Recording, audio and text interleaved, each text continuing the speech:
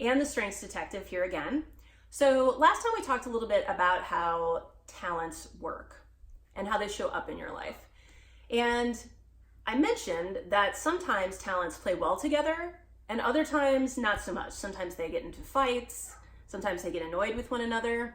So what's super helpful is to start thinking now, or just in general, like it's always good to reflect on your talents and how you're using them every day.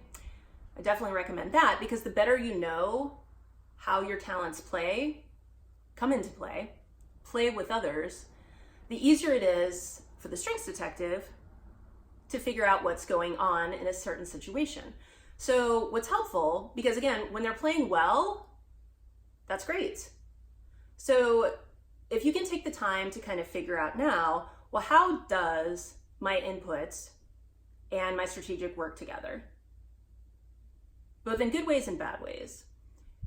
That way, when something comes up, you can more quickly identify, okay, normally strategic and input are doing a good job, but right now, strategic is trying to rush input. And it's making input mad, and we need to step back, give input more time. Or input's taking forever, it's just loving the research, and strategic's getting mad.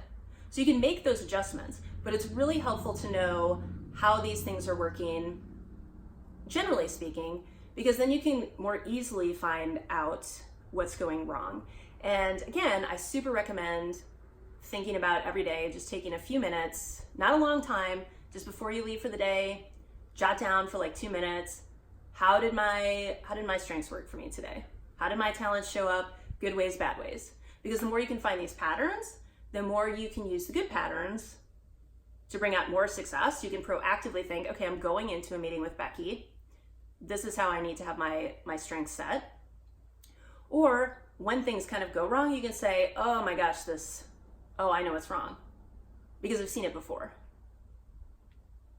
So hopefully that helps. Okay, peace out.